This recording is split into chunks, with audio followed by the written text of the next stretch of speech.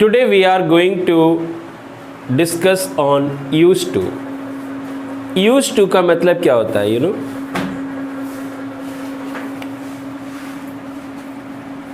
used to का what's the meaning of used to?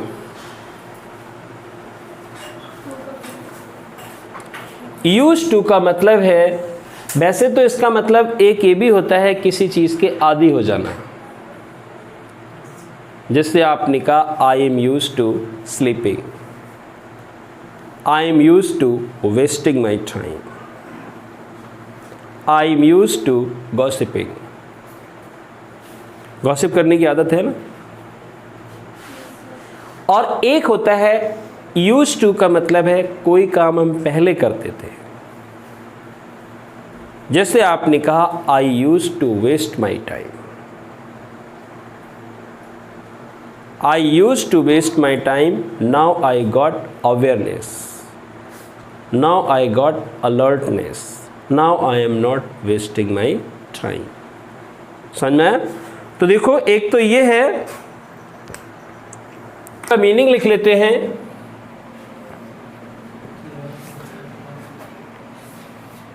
आदी होना,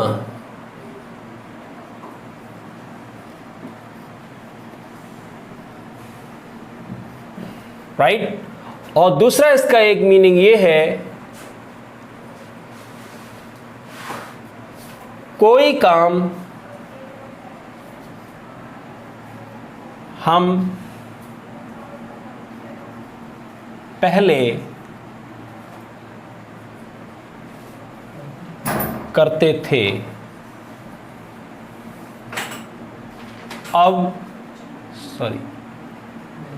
अब नहीं।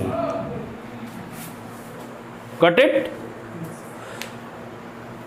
एक तो आदी होना मैंने बताया, आई यूज टू। कुछ लोग होते हैं इनको स्मोकिंग की आदत होती है, तो बोल सकते हैं कि they are use to smoking. Okay, वैसे कोई काम आप पहले करते थे अब नहीं करते हैं, तो भी हम इसका प्रयोग करेंगे I use to. Right, I use to waste my time, but अब नहीं करते हैं, नो लॉन्गर नाउ।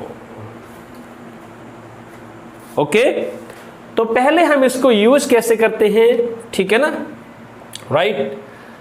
कि पहले तो ये वाली रूल है, ये आप याद रखेंगे, कोई काम हम पहले करते थे अब नहीं करते हैं। ओके, अब सपोज करो कि जैसे हम एक चीज को 3 तरीके से बना सकते हैं, यानी number 1 simple statement. Simple statement में अगर हम फॉर्मूला डालें तो सबसे पहले आप डालेंगे डूअर। डूअर का मतलब सब्जेक्ट ही होता है, और प्लस क्या लिखेंगे, यूज टू, और प्लस B1 यानी वर्ब की फर्स्ट फॉर्म, और प्लस ऑब्जेक्ट।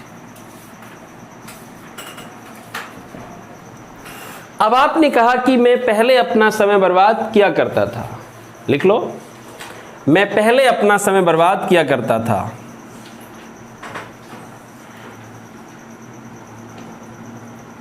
पहले अपना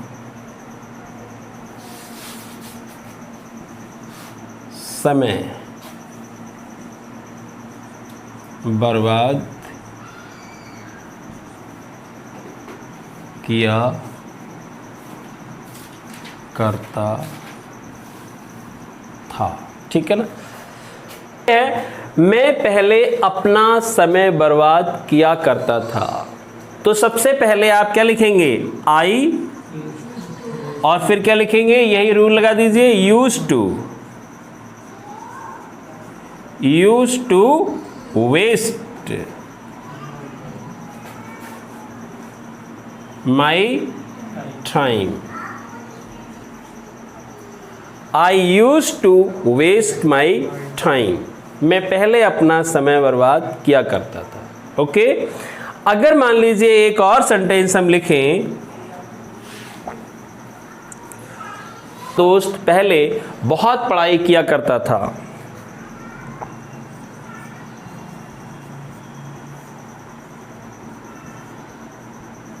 मेरा दोस्त पहले बहुत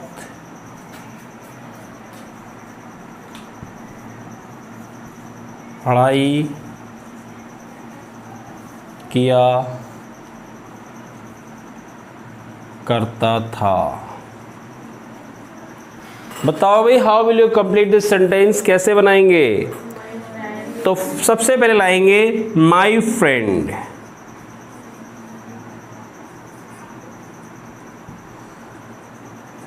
माई friend used to do study,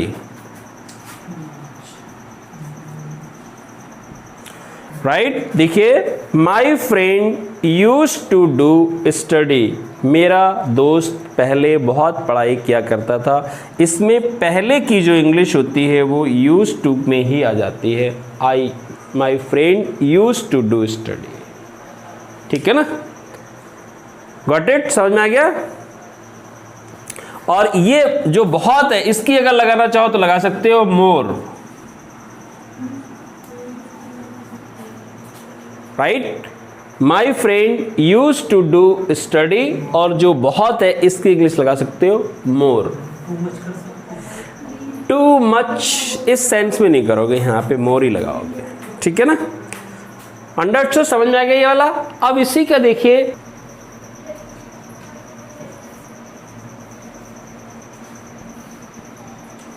statement वही रहेगा, राइट। अब यहां पे जब हम लिखेंगे सब्जेक्ट प्लस, तो क्या लाएंगे यहां पे? नहीं, नॉट तो ऐसे थोड़ी लगा दोगे, कुछ तो करना पड़ेगा आपको। नहीं, तरीके से आप इसको एक तो ये लगा देंगे कि यूज्ड नॉट टू,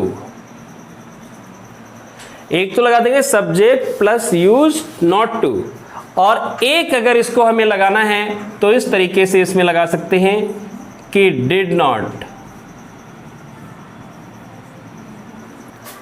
एक क्या लगेगा? Subject plus used not to, और एक लगेगा did not use to plus to, right.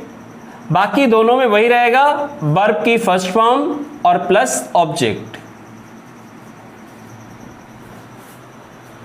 It's very important, right. बहुत ही इंपॉर्टेंट है, ध्यान रखना यहां पे, राइट। अगर डिड नॉट लगा दिया है तो फिर आप डी नहीं लगाएंगे यहां पे, यानी ये पास इसी से हो गया, ये डी लगाने की जरूरत नहीं है। फिर डिड नॉट के बाद all the time you can right first form लिखेंगे, ओके।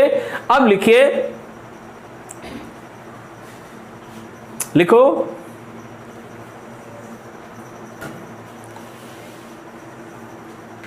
मैं पहले अच्छी अच्छी किताबें नहीं पढ़ा करता था। मैं पहले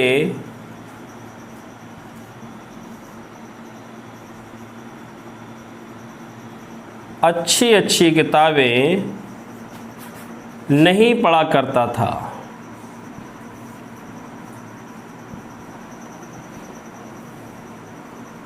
करता था, राइट। तो सबसे पहले क्या लिखेंगे? आई, और फिर क्या लगाएंगे? दोनों तरीके से आपको बना के दिखा दे रहा हूं। I used not to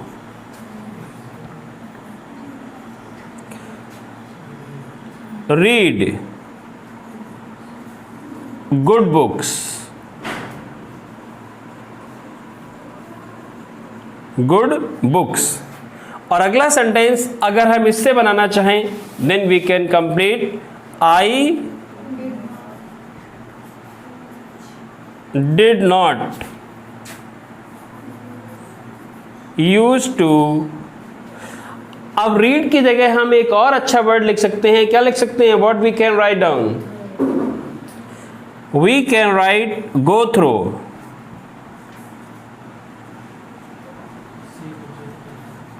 go through good books.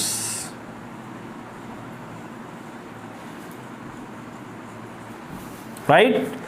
We did not used to go through good books. Go through का मतलब है बहुत गहराई से समझ कर पढ़ना, that is called the go through. समझ में आ गई ये दोनों? Right? क्लियर हो गया? अब now we are coming to the interrogative में किस तरीके से बनाते हैं. Right? Third, you can write down interrogative. Interrogative, right?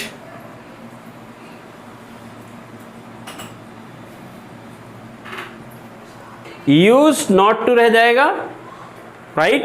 Used, और यहां पे आप एक सब्जेक्ट इसको जोड़ सकते हो, ये वाला, right? और वैसे यहां पे इसमें सब्जेक्ट जोड़ सकते हैं ये, और लास्ट में क्वेश्चन मार्क लग जाएगा. नहीं समझ में आया?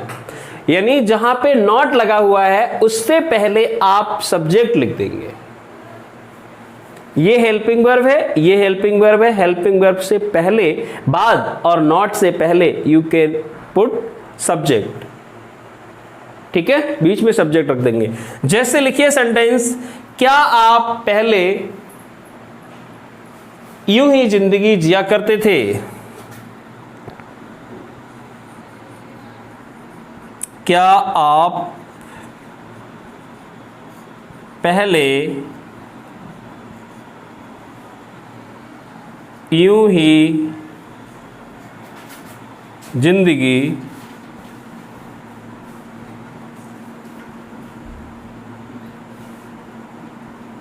जिया करते थे?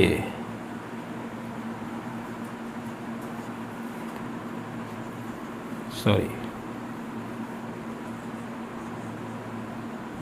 ठीक है. क्या आप पहले यूं ही जिंदगी जिया करते थे? How will you complete this sentence? पहले कैसे बनाएंगे?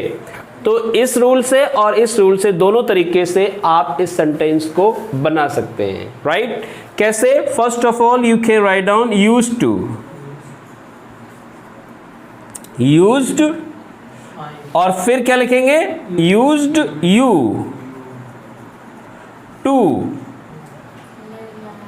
Live life.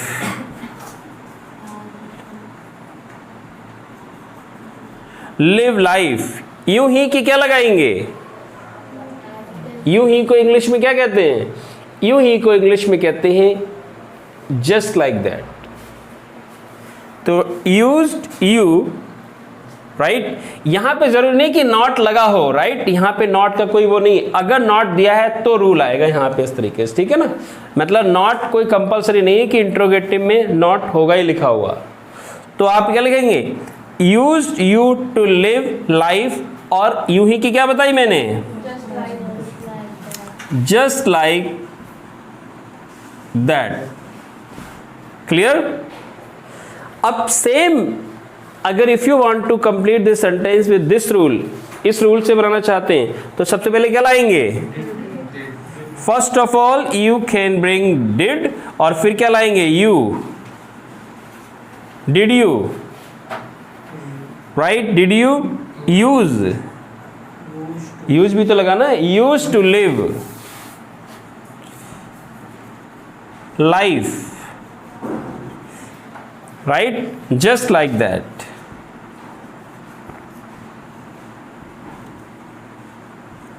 Just like that. Got it? कोई दिक्कत तो नहीं इसमें? समझ में आ गया? देखिए, used you to live life just like that, क्योंकि ए भी एक प्रकार से हेल्पिंग वर्ब ही है ये वाली. और अगर if you are writing did, अगर आप डिड लिखेंगे तो फिर क्या होगा? जो डी इसका है सेकेंड फॉर्म है, वो फर्स्ट फॉर्म में हो जाएगी, क्योंकि all the time when we write did then we write first form. तो हम क्या लिखते हैं? फर्स्ट फॉर्म लिखते हैं. कोई डाउट तो नहीं है? क्लियर हो गया? समझ में आ गया? अब इसी का इंट्रोगेटिव का एक पार्ट जो होता है, ये पार्ट तो मान लीजिए आप ये वाला है. दूसरा पार्ट एक होता है कि क्वेश्चन वर्ड जो है वो बीच में दिया होता है, राइट? तो वो कैसे बनाएंगे? देखिए, पहले डाल दो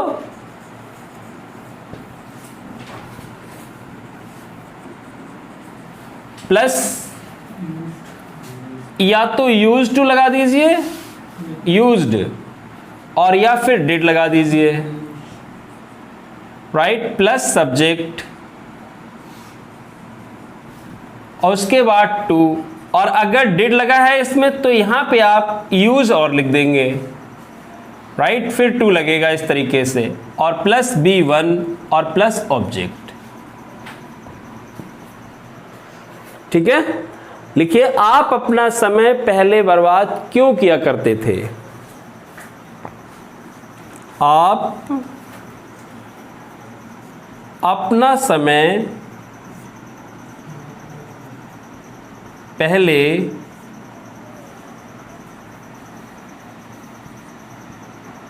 बर्बाद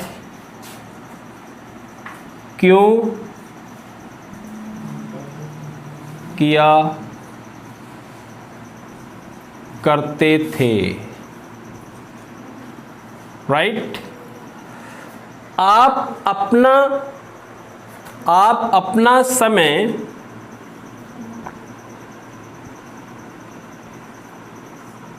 पहले बर्बाद क्यों किया करते थे? तो सबसे पहले इसमें क्या लाएंगे उठा के? इंग्लिश में क्या लिखेंगे? सबसे पहले इसको ले आइए why. After that question word के बाद क्या लगाएंगे? या तो इससे बनाइए, पहले इससे बनाइए, क्या लाएंगे? यूज्ड, और फिर क्या है? You. Why used you to waste your time. At last you can write question word. Okay, अब अगर इस रूल से बनाए then what will you write? तो क्या लिखेंगे? वाई तो रहेगा ही रहेगा, राइट, वाई रहेगा, उसके बाद फिर क्या है? फिर आप लगाएंगे डिड, आफ्टर दैट उसके बाद आप लगाएंगे you, and then to. No, पहले आप लिखेंगे ये जो यूज है ना, यूज भी आपको लगाना है, to waste your time, waste your time. Clear हो गया? बताओ, if you could not understand, कहीं पे ये रूल में कोई समझ में नहीं आया हो या इसमें कोई चीज समझ में नहीं आई हो, देन यू कैन टेल कि यहां पे हमने यूज इसलिए कर दिया क्योंकि हमने डिड लगा दिया।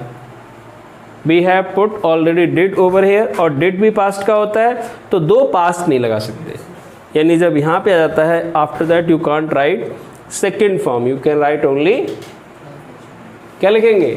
First form, right. तो ये हमारी फर्स्ट फॉर्म हो गई। समझ में आ गया भाई?